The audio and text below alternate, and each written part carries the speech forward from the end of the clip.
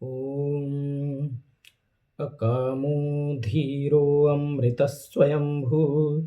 रसेन तृप्तो न कुतश्च नो नः तमेव विद्वान्न विभाय मृत्यो रात्मानं धीरमजरं युवानम्।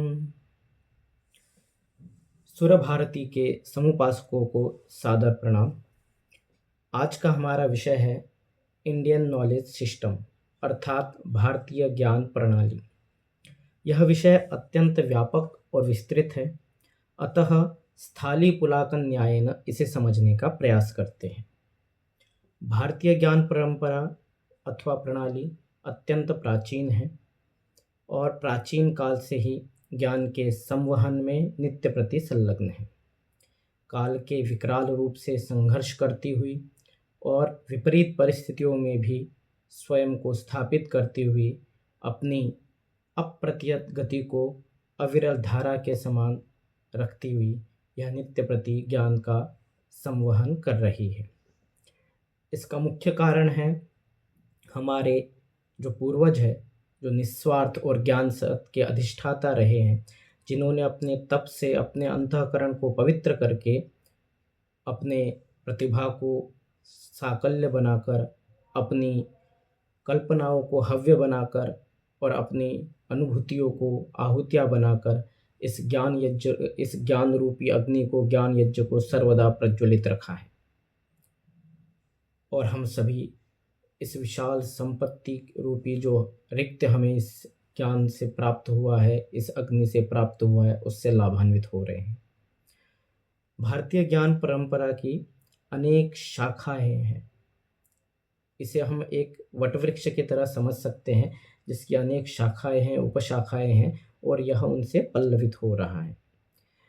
उदाहरण के रूप में जैसे भाषा, व्याकरण, छंद, ज्योतिष, निरुक्त, कल्प, दर्शन। दर्शन में भी वेदांत है, मीमांसा, सांख्य योग, पदार्थवादी भी है जैसे न्याय, वैशेषिक इत्यादि।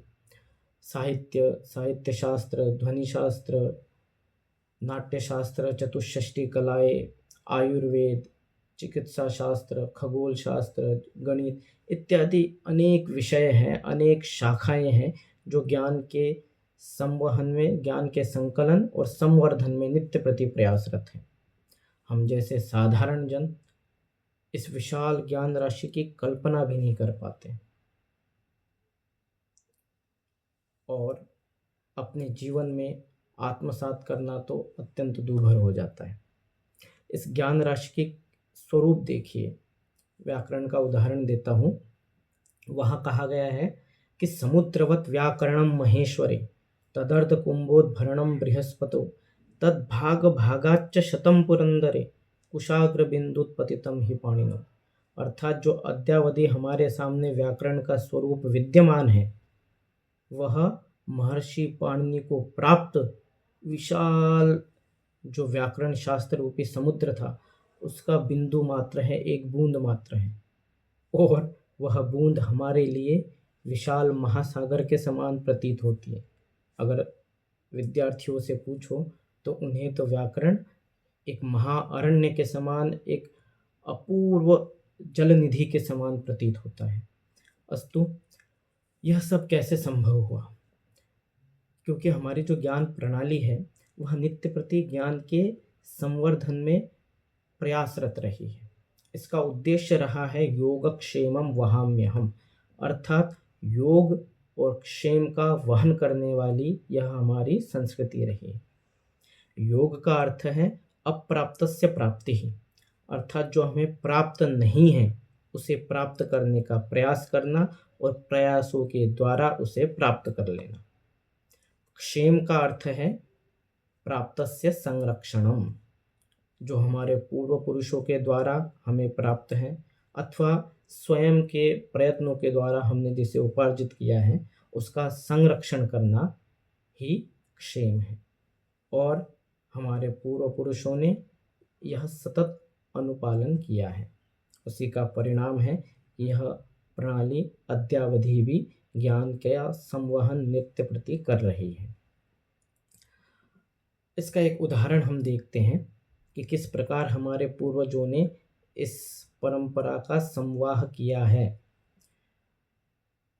भाषा के क्षेत्र में देख लेते हैं। भाषा वह क्षेत्र है जिसमें भारतीय चिंतन का सूक्ष्मतम स्वरूप हमें देखने को मिला है।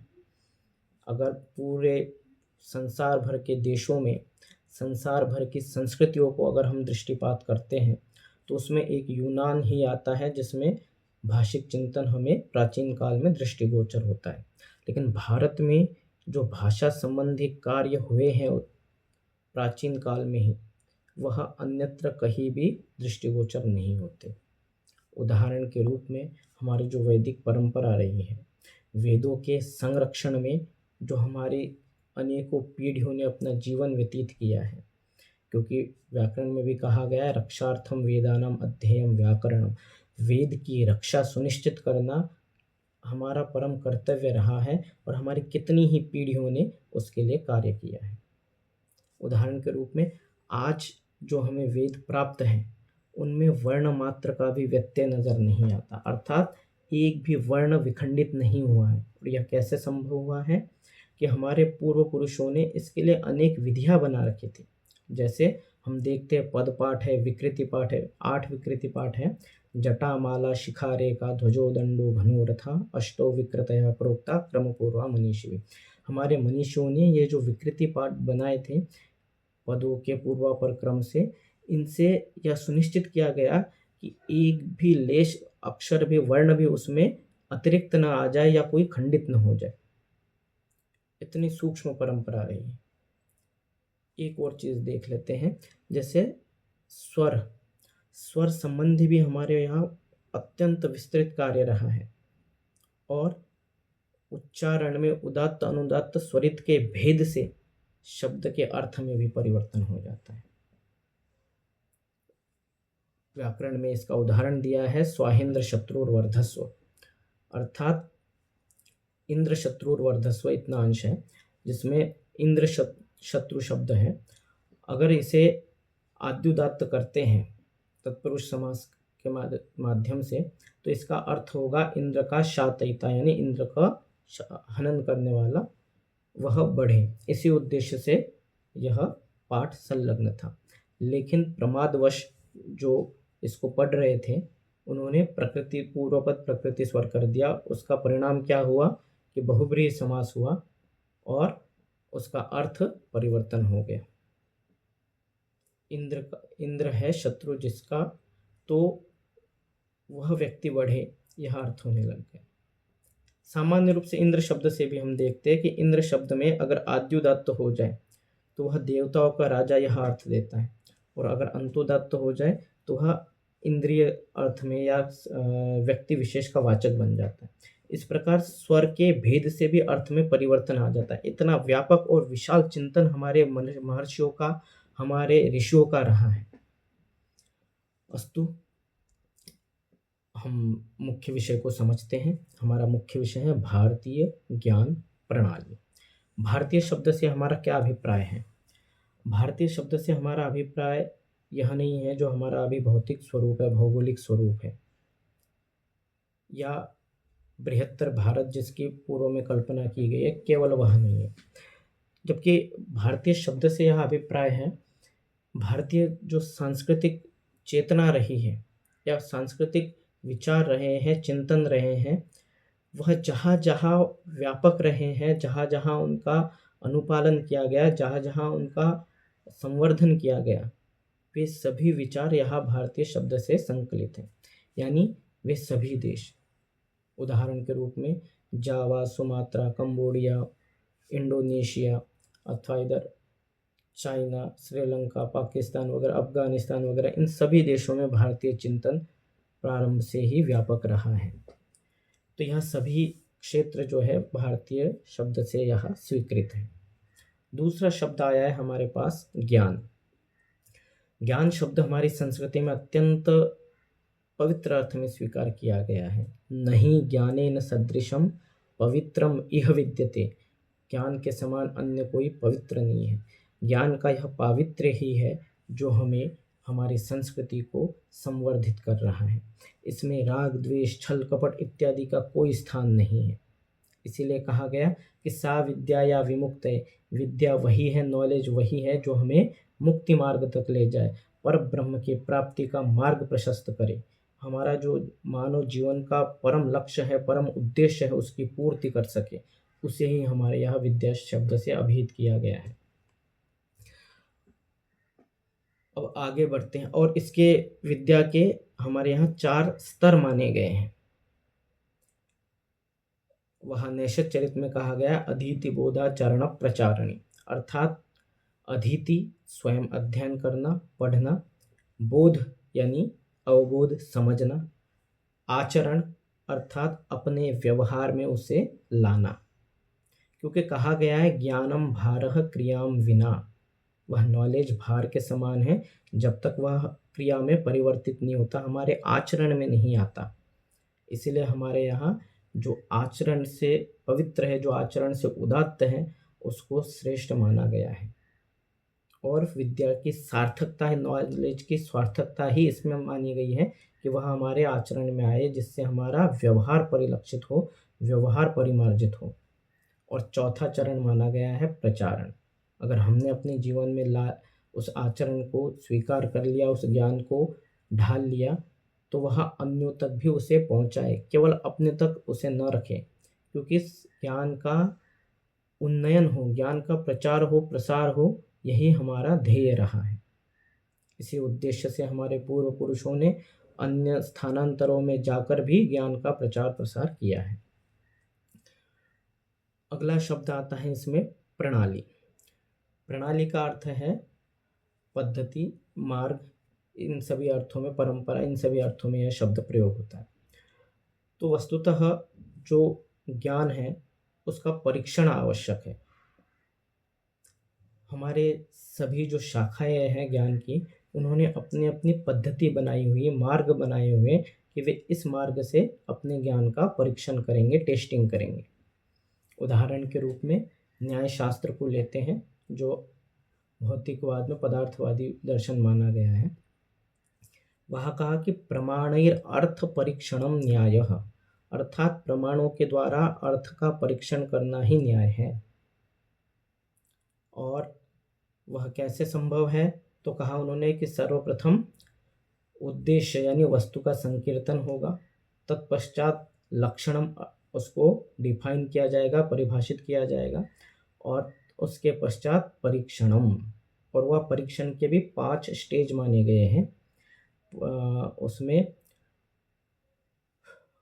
परीक्षण के 5 अवयव वाक्यों के माध्यम से वह उसे व्याख्यायित किया गया, जिसमें प्रतिज्ञा, हेतु, उदाहरण, उपनय और निगमन, इस प्रकार से वह अपने नॉलेज की टेस्टिंग करते हैं। इसी प्रकार हम मीमांसा दर्शन में भी देखते हैं, उन्होंने भी अपना एक पद्धति बनाई हुई है, जिसमें वो शाब्दे लक्षणा के प्रसंग में कहते हैं किम भावेत, केन भावेत, कथम भावेत।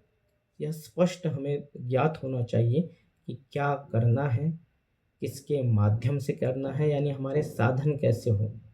वह दुष्ट नहीं होने चाहिए, सर्वथा युक्त साधन हमारे होने चाहिए।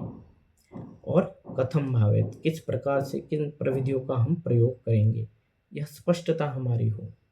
इस प्रकार नॉलेज का एक सिस्टम था, पद्धति थी। यही व्याकरण को हम देखते हैं, व्याकरण में भी इसी प्रकार का हमें स्वरूप मिलता है। व्याकरण में रहा है कि संरक्षण, संवर्धन और परिष्कार, जो हमें प्राप्त है उसका संरक्षण हो, संवर्धन हो, नित्य प्रति उसे बढ़ाया जाए, और परिष्कार कालावधि में या काल के व्यवहार से उनमें जो भाषा में जो परिवर्तन हो रहे हैं, जो बदलाव आ रहे हैं, उनमें परिष्कार करना, स्वयं को ठीक करना। इसे एक सरलतम उदाहरण से जानते हैं। जैसे व्याकरण शास्त्र में कारक प्रकरण है, और कारक प्रकरण में कर्म कारक के प्रसंग में जहाँ मुख्य कारक का प्रतिपादन हो जाता है कर्तुः तमम कर्मम से, इसके पश्चात वो अकथितंच सूत्र के माध्यम से महर्षि पाणिनि वहाँ कहते हैं विवक्षा अपादानादि जो विशेष संज्ञाएं हैं, उनसे अविवक्षित यानी अनुक्त कारक की कर्म संज्ञा होती है। आचार्य ने यह विधान कर दिया। उस समय में जो ऐसे प्रयोग रहे हैं जिनका विशेष व्याख्यान न हो सका अपादानादि संज्ञाओं के माध्यम से, उनकी कर्म कारक में व्यवस्था कर दी गई। इसे अन्य आचार्यों ने और अधिक समृद्ध किया। जैसे कात्यायन ने एक श्लोक वार्तिक के माध्यम से इसे स्पष्ट कर दिया कि कौन कौन सी वे अकथित धातुएं रहेंगी। तो कहा दुहियाची प्रच्छि भिक्षिच्याम उपयोग निमित्तम पूर्वविदो ब्रूहि शासी गुणेन च यत्सचते तदकीर्तितमाचरितम कविना। यहाँ कात्यायन ने इसी प्रकार निवह्यो हरतेश्चापि, इस प्रकार उन्होंने धातुओं का परिगणन किया। इसको आगे बढ़ाते हुए महर्षि पतंजलि ने और अधिक स्पष्ट किया और संकेत किया कि यह केवल जितनी परिगणित धातुएं वे नहीं है, अपितु इनसे संबंधित या इन्हीं के समान अर्थ वालियों का भी धातुओं का यहाँ ग्रहण होना चाहिए। इस बात को और अधिक स्पष्ट करते हुए न्यासकार कालांतर में जिनेन्द्र बुद्धि, जिन्होंने स्पष्ट कंठ रवेण कह दिया कि अर्थ निबंधना यम संज्ञा, अर्थात यह अर्थ निबंधना संज्ञा है। जितनी धातुएं परिगणित हैं उन धातुओं के अर्थ वाली समस्त धातुओं का भी यह स्वीकार कर लेना चाहिए। कालांतर में यह परंपरा आगे बढ़ी और जो माधवीय धातुवृत्तिकार हैं वे इसमें और भी कुछ धातुएं जोड़ देते हैं। जी धातु है, पच है, मंथ है, इस प्रकार से कृष है, इन सबको वहाँ जोड़ देते हैं 8 धातुओं को। इसी के साथ कुछ निजंत धातुओं का भी वह स्वीकार कर लेते हैं। परवर्ती काल में हरदत्त जो पदमंजरिका है वे कुछ धातुओं का निषेध कर देते हैं, जैसे ग्रह धातु का भी निषेध कर देते हैं, कहते हैं कि यह द्विकर्मक नहीं है, परिष्कार करते हैं। कालांतर में इसी प्रकार भट्टोजी दीक्षित हैं, वे भी परिष्कार पक्ष को आगे बढ़ाते हैं और वहाँ कुछ ग्रह धातु इत्यादि का वे भी निषेध करते हैं। इसी परंपरा में आगे बढ़ते हैं तो पाणिनि से इतर परंपरा में एक आचार्य हुए हैं भोज, उन्होंने क्री धातु को भी द्विकर्मक मान लिया है, यानी परंपरा को आगे बढ़ाने का कार्य किया है। और इसी परंपरा में यह चलता रहा कि जब द्विकर्मक धातुएं हैं, 2 कर्म हैं, तो जब कर्मवाच्य में उनका अनुवाद होगा तो किस धातु में प्रथमा विभक्ति होगी। तो इसमें अनेक पक्ष चलते रहे। इन सभी का परिष्कार करके अंत में आचार्य नागेश एक सुस्थापित सिद्धांत देते हैं कि गौणे कर्मणि द्विह्यादे प्रधाने नीरे कृष्वः। ये उदाहरण इसलिए था कि हम समझ सके कि हमारी परंपरा किस प्रकार से कार्य करती रही है, यह प्रणाली जो रही है यह किस प्रकार शास्त्रों में परिलक्षित होती है। यह जितने भी प्रणालियां हैं, जितने भी पद्धतियां हैं जो अंगीकृत की गई है विभिन्न शास्त्रों द्वारा, यह शास्त्र के संवर्धन हेतु रही है।